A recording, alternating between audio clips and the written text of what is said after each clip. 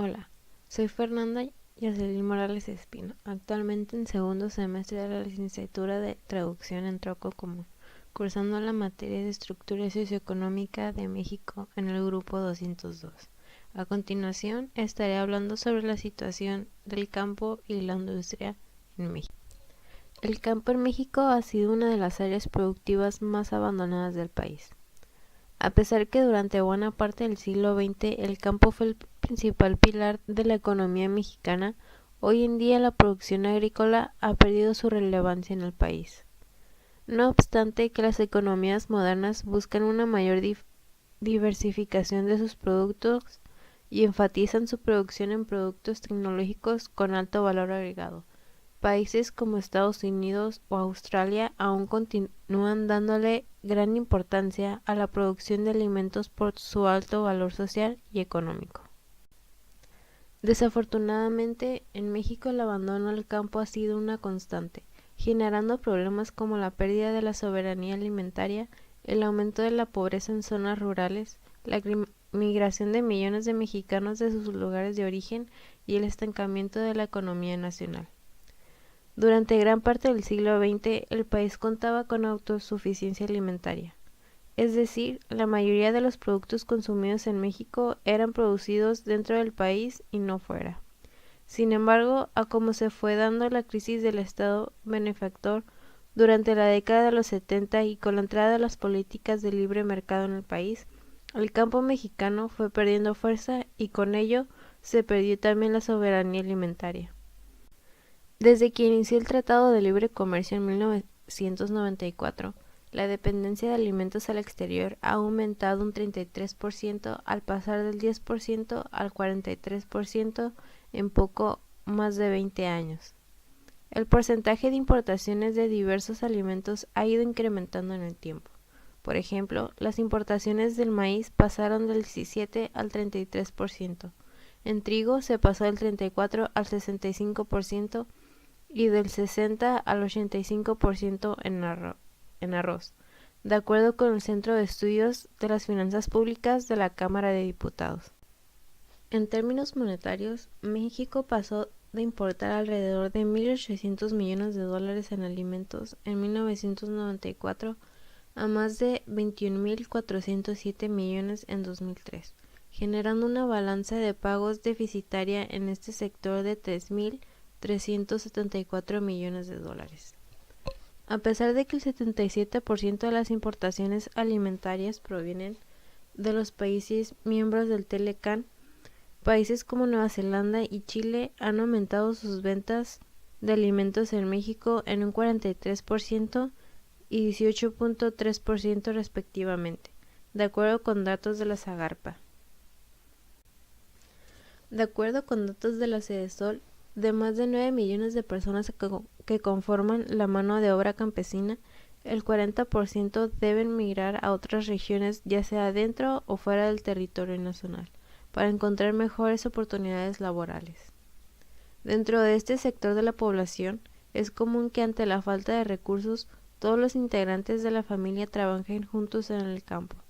Sin embargo, esto significa que también los niños tengan que trabajar al lado de sus padres. De acuerdo con la Organización Internacional del Trabajo, en 2010 había más de 700,000 niños entre 13 y 14 años que trabajaban más de 8 horas diarias en muy malas condiciones de trabajo. Desde muchos años atrás, el campo mexicano ha dejado de ser el pilar del desarrollo y progreso de los mexicanos.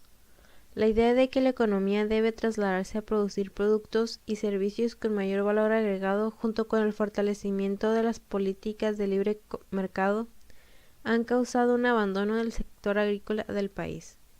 Estas decisiones han generado pobreza y dependencia alimentaria, poniendo en riesgo la misma gobernabilidad del país. Es necesario que la política agrícola se replante en México para darle un nuevo sentido y rumbo al campo mexicano. Gran parte de las potencias mundiales, en lugar de abandonar la producción de alimentos, la han fortalecido, como son los casos de Estados Unidos, Alemania, Francia, Reino Unido, Australia, etc. No importa qué tan relevantes sean las nuevas tecnologías o qué tan grande sea la demanda del sector terciario en la economía mundial. Si no se cuenta con una economía básica sólida, el progreso y desarrollo de nuestro país no podrá llevarse a cabo. La industria en México. La primera transformación de materias primas que se dio entre las civilizaciones fue la artesanal, que en México se desarrolló durante la época prehispánica. La elaboración de bebidas y alimentos, la cerámica, la construcción, el tallado en piedra y el tejido fueron las principales actividades de transformación de materias primas.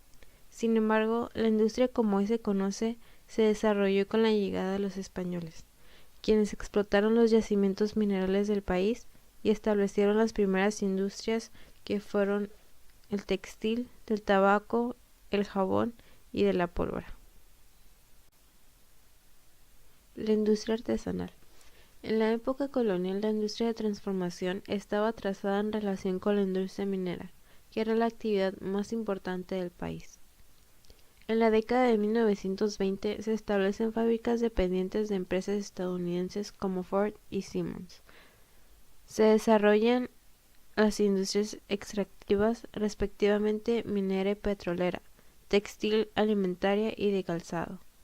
Pero el suceso más importante para la industrialización en México fue la Segunda Guerra Mundial, que provocó una gran inversión extranjera en el país, debido a la escasez de materias primas y productos alimenticios y textiles para abastecer a los países que estaban en guerra, principalmente a los Estados Unidos.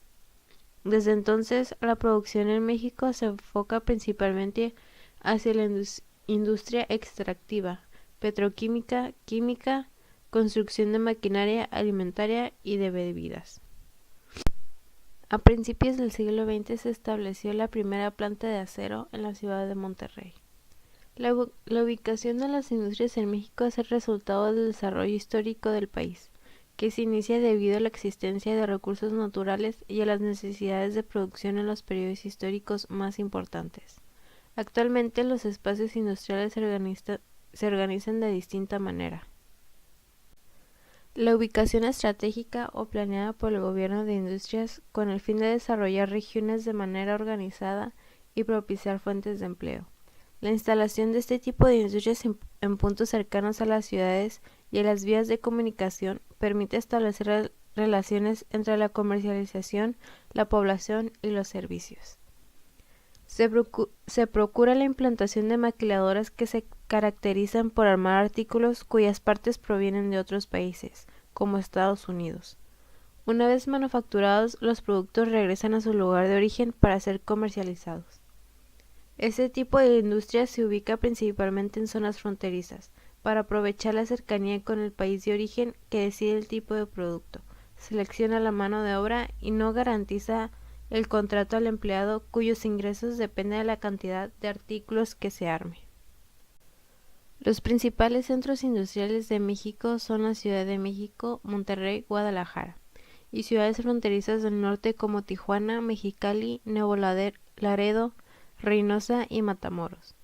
El desarrollo de centros industriales da lugar a una infraestructura de comunicaciones y a servicios.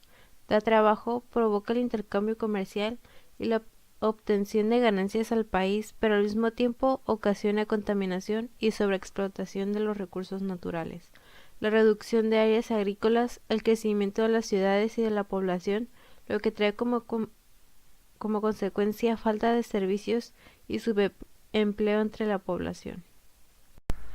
El establecimiento y desarrollo de las industrias en México no corresponde a un modelo específico. Cada industria tiene características particulares y origina un espacio distinto que a su vez tiene relaciones con otros espacios industriales, ya sea como abastecedor o consumidor de materias y productos. De esta forma genera una compleja red industrial y comercial hacia el interior y el exterior del país. México es un país que requiere de una mayor industrialización, ya que se cuenta con los recursos de la naturaleza necesarios para esta actividad, y a su vez estos requieren también de otro tipo de procesos para ampliar la gama de productos elaborados con los que se cuenta. Se debe de invertir en la industria y en la importación de maquinaria especializada, así como la capacitación del personal que realice dichas actividades para tener una producción de calidad y que sea competitiva con el resto del mundo.